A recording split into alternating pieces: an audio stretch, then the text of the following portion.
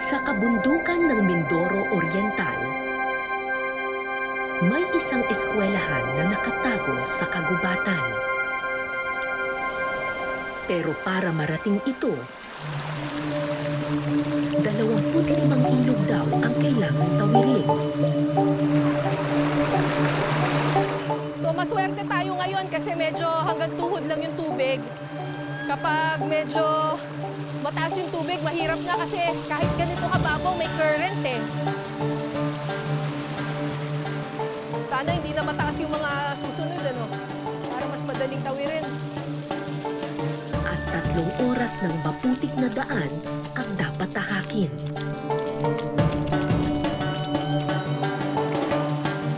Kasama ko sa lakbay na ito ang 2 baguhang guro, sina Teacher Michael na minsang nag-top 1 sa kanilang bayan at Teacher Alvin na 3 taon pa lang nagtuturo. Ang aming pakay, ang dulong sityo ng Banluan sa Mirayan, Gloria, Mindoro Oriental. Sa natatagong sityo ng mga tao-buhay na mangyan.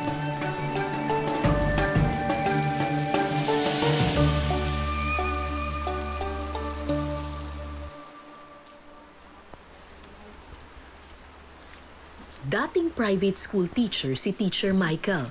Ipinagpalit niya ang ginhawa ng kapatagan para magturo sa pampublikong paaralan.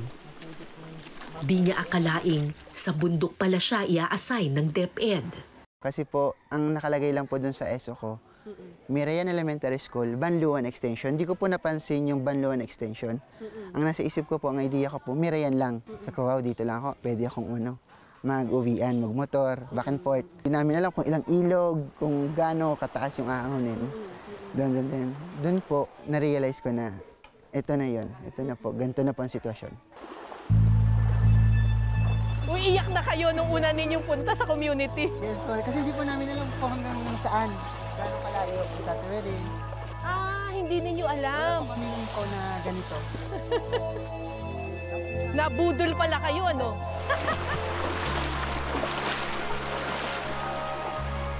Sa simula, madali lang ang mga tinatawid naming ilog. Mababaw at tahimik ang tubig.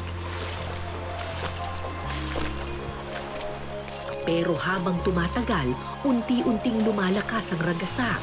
Madali kang tatangayin kung di malakas ang iyong tuhod. Medyo maikli lang ito tatawirin na ilog, pero mukhang malakas yung ragasa, so ingat lang.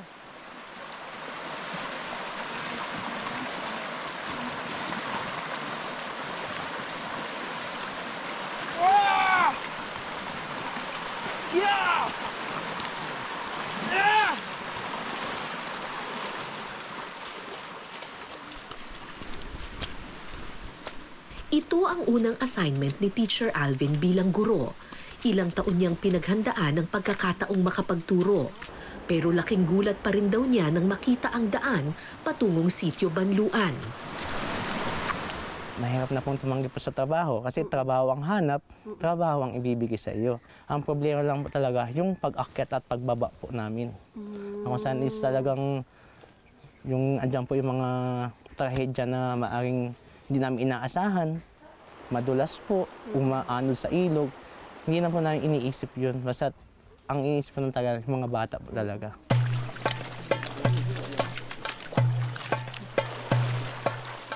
Makalipas ang halos 2 oras, sa wakas narating din namin ang ika-25 tawid ilog.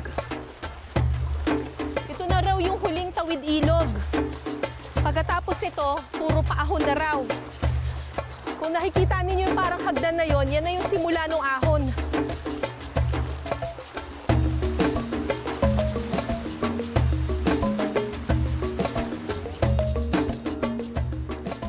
Ang panandali ang saya, mabilis na napalitan ng kaba nang tumambad sa amin ang maputik na daan.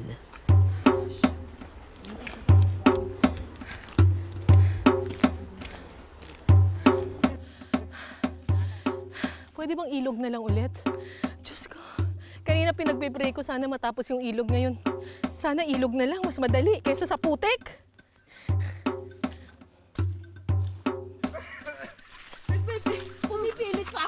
Bakit? Slide lang na slide. Linggo-linggo, ganito ang tinatahak ni na Teacher Michael at Teacher Alvin. Mahirap at napakahabang kalbaryo para lang makapagturo. Nagsisi ka ba na Hindi naman po. Nung una po kasi, during the hiring, medyo, ginugusto ko pa kasi po, trabaho ang hinanap ko. But then, nung nakita ko po yung mga challenges dito, hindi ko na po siya sinukuan. Mas na-challenge po ako kasi po, yung hirap ng mga bata, yung pagtuturo, talagang mahirap.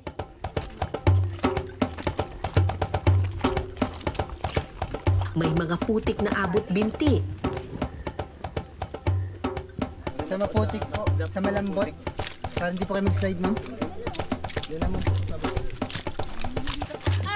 At may mga putik na sa sobrang dulas at tarik.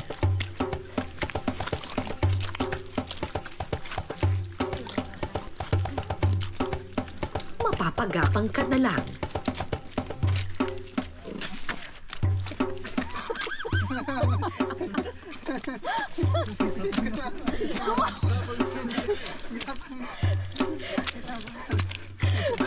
Hindi ko na kaya. Sa kabila ng pawis at putik, tuloy kami sa paglalakbay.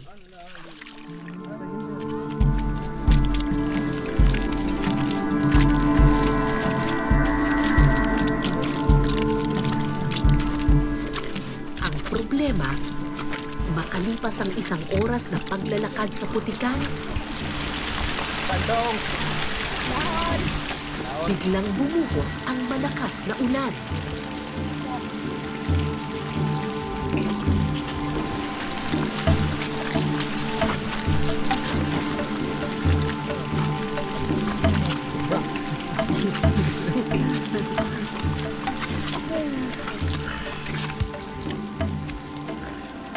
Basta ahon.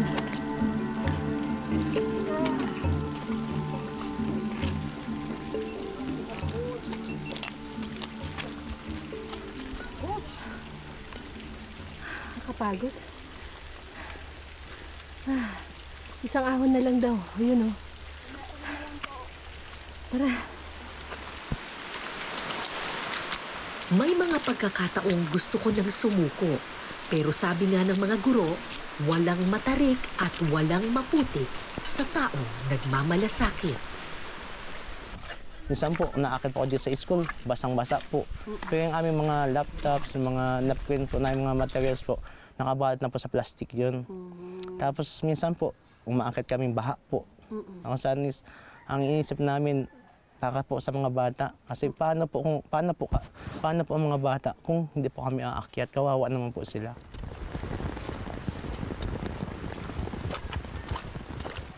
Makalipas ang ilang minuto, Malayo pa?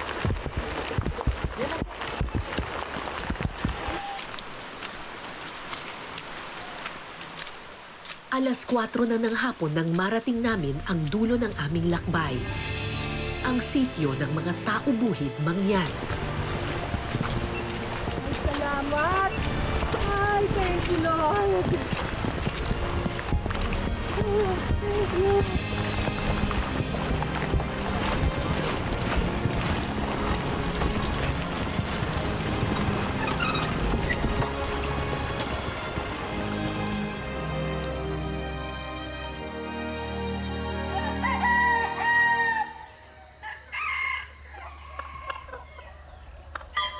Kinabukasan, alas 6 ng umaga, ginising kami ng bakal na kampana.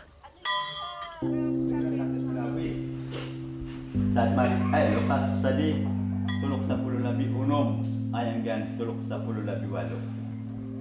Lukas sadi. Ganito sinisimula ng mga Mangyan ang kanilang araw sa pagpapasalamat sa Panginoon.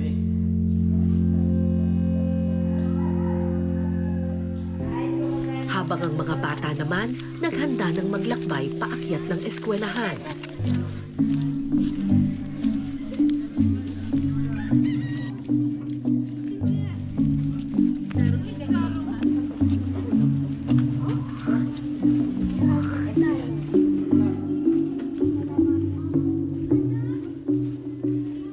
umaga.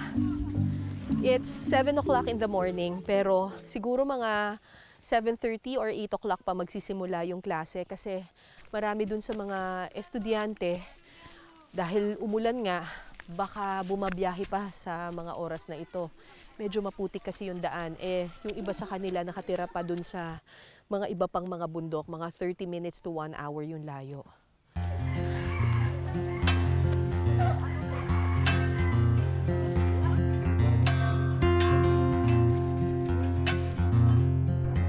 Gaano man kaputik ang daan, perfect attendance ang mga batang mangyan sa unang araw ng pasukan sa bagong taon.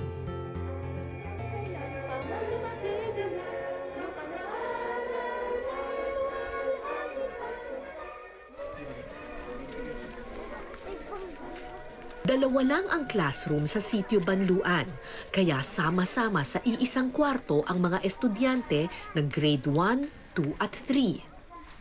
Magandang umaga sa inyo, mahal ka na? Magandang umaga po, mahal ka na. Mabuhay, mahal ka na, magandang umaga mga bata. Mabuhay, mahal ka na, magandang umaga rin po, Sir Mike.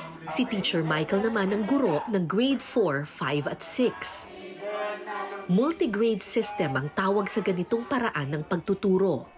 Mahirap na ngang magturo ng isang klase, paano pa kung sabay-sabay mong tuturuan ng 3? Gusto niyo ba sumayaw? Napakanina, gusto niyo ba sumayaw?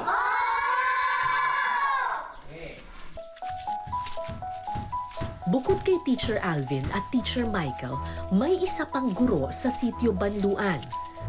Pero wala siyang classroom, walang uniform at walang permanenteng posisyon. Ano na balik sa upuan, balikwatan sa tampat, lunggungan. Malindog yep. Si Teacher Lenny Foruginto ay isang volunteer teacher. Siya ang kauna-unahang mangyan sa kanilang lugar na nakapagtapos ng pag-aaral. Abakada! Oh! Kasi po nung panahon namin ay hindi po uso yung mag-aral. Parang walang halaga po ang education sa nung una po namin panahon. Bakit? Kasi po, magulang po namin kailangan ng katulong sa kaingin. Ay, ang ganda na. Ayon kay Teacher Lenny, daycare center lang ang meron daw sila noon sa Sitio Banluan. Kaya kung gusto mong mag-grade 1, kailangan mo pang tumawid ng 20 ilog at maglakad ng 3 oras pababa ng bundok para makapasok sa eskwelahan.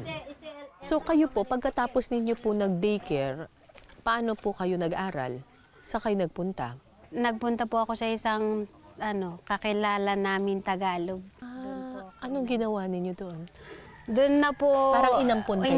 Nagpaampun po ako. Nagpaampun ka sa ibang pamilya. Bakit po? Para lang nga po makatapos ng pag-aaral, kasi hindi rin po kaya ng aking magulang. Wala din po silang pera. Pagpapaampon ang tawag ng mga mangyan sa sistema kung saan ang mga batang mangyan ay nakikitira sa bahay ng mga Tagalog. Magtatrabaho ang mga bata na parang kasambahay, pero imbis na sweldo, libreng tirahan at edukasyon lamang ang bayad sa kanila. Ilang taon na kayo nung nagtrabaho? Simula po nung grade 1 hanggang sa nag-graduate na po ako. 8 years old po ako. Tapos ang kapalit nun? Kapalit po nun pagkain ko, tapos baon ko po sa school. Pero hindi mo nakita ang pamilya mo? Hindi po. Dumadalaw lang po sila pag minsan, kapag Pasko po, mga ganun. Di ba malungkot yun? Sa una po malungkot, naiyak po ako sa isang kwarto. Pero nung ilang taon nang nakaraan, ay parang nasanay na rin po ako na sila ang pamilya ko. Sa kabila ng lungkot, nagpursiging mag-aral si Teacher Lenny. Kahit na ilang beses siyang nakaranas ng pambubuli. Ano ang sinasabi sa iyo?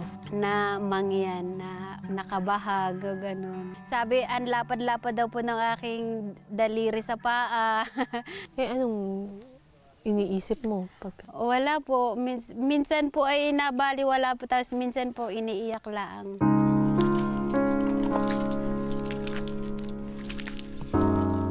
panlalait ng iba, ginamit ni Teacher Lenny na sandata para magtagumpay.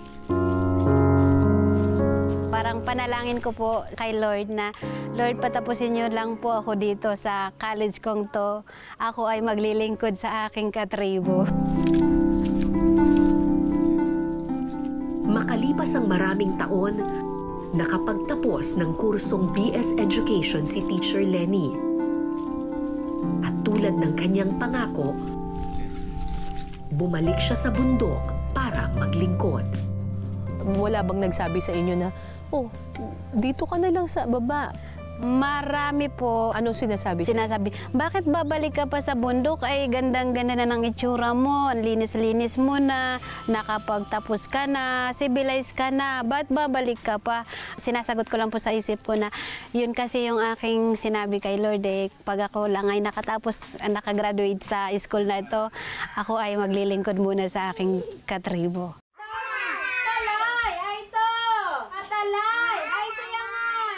Dahil hindi pa pumapasa sa licensure exam for teacher si Teacher Lenny, volunteer teacher lamang ang kanyang posisyon at kinder lamang ang pwede niyang ituro sa ngayon. Aawi tayo na ito ay tungkol sa taong mapagbigay. Kaya naman laking pasasalamat nila nang magdesisyon ng Mirayan Elementary School noong 2019 Buhat daw tayo ay na magpatayo ng extension school sa sitio Banluan. ay walang nagko-control. Imbis na estudyante ang bumaba sa eskwelahan, teacher na ngayon ang lumapit sa kabundukan. At dahil sa sakripisyo ng mga dakilang guro, unti-unting nabuo ang pangarap ng mga katutubo. Yung mga bata dito, kumusta naman sila? Wala pong problema sa bata. Wala po. Pagdating sa pag-aaral, sa behavior, wala po. As in, zero po talaga. Never po kami nakita dito na nag-away, nagsuntukan, wala po, nagmumura, wala po. Talagang blessed nga po kami dito na ito. Kung sabi ko nga po, kung itong school na to, station na to, nasa baba, hindi na po ako magpapalipat. Baka gusto ko magpa-principal pa po dito kasi yung bata po ang number one na nag-i-inspire po sa amin. Kung gano'n yung bata, ba't ka palilipat? Yung tilas natin kanina nung pag-ceremony. Pero bukod sa pagtuturo, may isa pang trabaho ang mga guro ng sitio Banluan. Pagpatak ng alas 11, Gano'n po karami yung estudyanteng pakakainin po? 62 po. 62. Ilang takal po yun? 25 po dito sa data. 25 takal ng bigas. Okay. Tapos ano po ulam nila? Ang ngayon po ay munggo at sitaw po. Munggo at sitaw. gutom ang isa sa pinakamalaking problema ng mga batang mangyan sa sitio Banluan. Kasi dito po sila hindi makapasok. Kaya po ang mga bata po ay nagsisipag pumasok po dito. Bukod sa gusto po nila mag-aral, may nagpapapilig. So may laman ng utak, may laman ng tiyan. Yes po. 2 beses sa isang linggo ang feeding session sa sitio. Sa tulong ng ilang NGO at mga sponsor, nakakaipon sila ng 10,000 piso buwan-buwan para pambili ng bigas at ulam. Eh paano kapag hindi na magdodonate? Eh di wala pong pwede. Wala po. Ang mangyayari po ay gusto ng bata.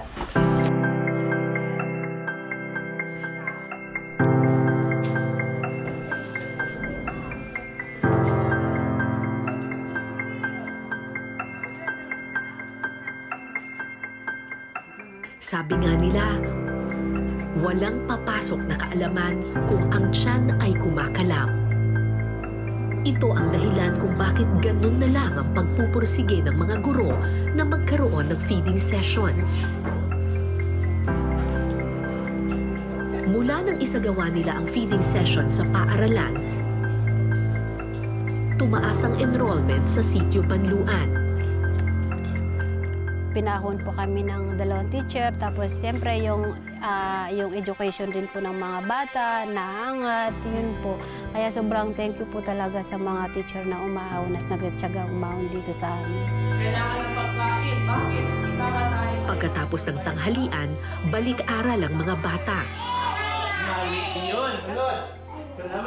Sa classroom ng grade 1, 2 at 3, may napansin akong isang kakaibang estudyante. Nagugutom, di ba? Nagugutom. Kay nagugutom. 18 anyos na raw ang babaeng ito. Pero bakit nasa klase pa rin siya ng grade 3? Kung saan ang kanyang mga kaklase, halos kalahati na ng kanyang edad.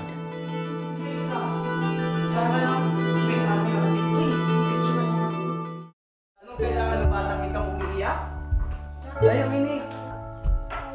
Yan, kaibigan. Oh, di ba? Sabi niya. Si Minik Furuginto ang pinakamatanda sa klase. 18 anyos na si Minik pero nasa grade 3 pa rin siya. Hindi taga-sityo Banluan si Minik. Nakatira siya sa mas malayo pang bundok na hindi pa naaabot ng mga guro. Pero nagbago ang lahat nang makilala niya si Teacher Lenny. Dahil nalaman ko po na may mga bata po doon at nag-enroll din po naman sa akin nung kinder. Kaya lang, hindi na po nila naipagpatuloy kasi daw malayo. Tapos ay atawirin pa po silang ilog. Tapos pakit ng tarik na pagkatarik pa na. Pero bakit mo kailangan puntahan pa sila doon? Eh, hindi naman ikaw ang teacher nila doon. Parang nakakaawa po kasi na binigay sa akin yung ganitong posisyon. Tapos alam ko naman na may bata doon. Nang makilala ni Teacher Lenny si Minik, nakita niya ang kagustuhang matuto ng dalaga. Kaya kahit may edad na si Minik, nagdesisyon si Teacher Lenny na ampunin siya. Bakit ka nagpaampon? Para mag-aral lang mabuti. para makapag-aral. Bakit doon sa Banos walang aral? Hindi ba? Anong ginagawa mo lang doon? Nag-get ng niyog sa taas. Araw-araw. Araw-araw? Tapos ano pa? Tapos nag-ugas ng palato. Kasi po pag nandun po siya, parang yung ginagawa po siyang Opo, yung anahan ng bata. Tapos utusan na magkaingi, ganun po. Siyempre, bilang isang tao, nangangarap din po na mabago ang buhay. Mula kinder, matyagang tinuruan ni Teacher Lenny si Minik. Ngayon, marunong na siyang magsulat at magbasa. At higit sa lahat, nalaman niyang posible palang maabot ang pangarap. Ba't gusto mo mag-aral? Tapos naman. Para makatapos. Ano bang gusto mong maging trabaho? Doktor po. Gusto mo maging doktor. Bakit gusto mo maging doktor? Makatulong lang. Makatulong? Opo. Kanino? Kapatid. Sa mga kapatid mo. Walang doktor sa inyo? Hindi po. Wala.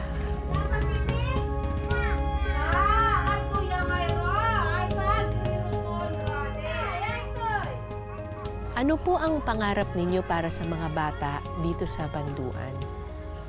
Isa po sa pinakapangarap ko po, sabi ko po sa kanila ay kahit anong hirap sa pag-aaral, umahon man kayo, tuloy lang ang pag-aaral.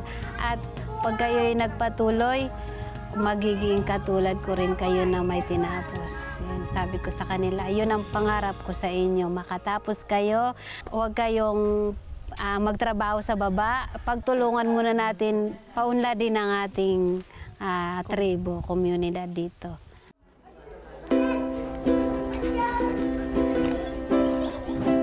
Alas 5 na ng hapon nang matapos ang klase. Pero imbes na umuwi sa kanilang tahanan, dumiretso sa simbahan ng mga katutubong mangyan.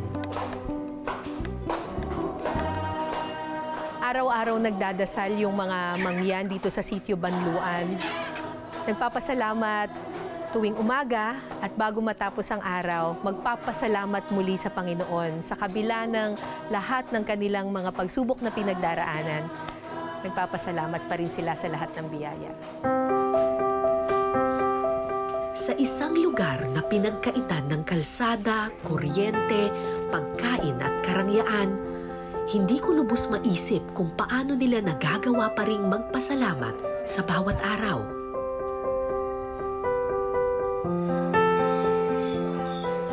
Pero matapos kong makilala ang mga batang handang magpursige sa ngalan ng kaalaman, ang mga teacher na susuungin ng maputik at matarik, makapaghatid lang ng karunungan.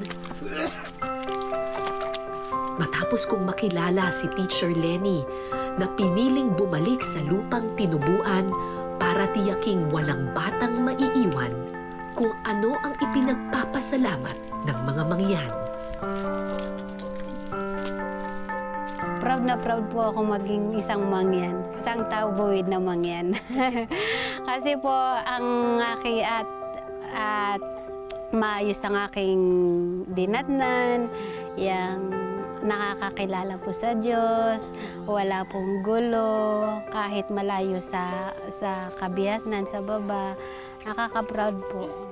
Nandito pa rin po ang bayanihan, di nawawala.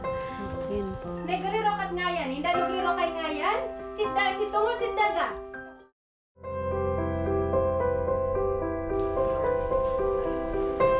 Sana dumating ang panahon na wala ng batang magugutom. Sana dumating ang panahon na wala ng batang kailangang magpaampon para lang sa edukasyon.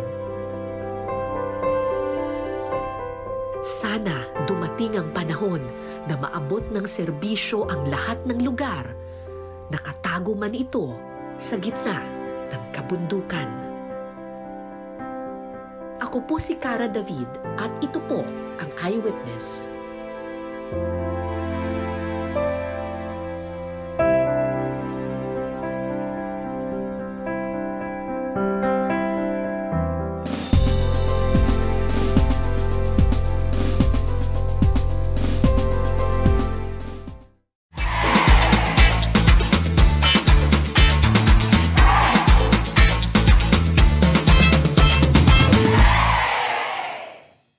Maraming salamat sa pagtutok ninyo sa Eyewitness, mga kapuso. Anong masasabi ninyo sa dokumentaryong ito? I-comment nyo na yan. Tapos mag-subscribe na rin kayo sa GMA Public Affairs YouTube channel.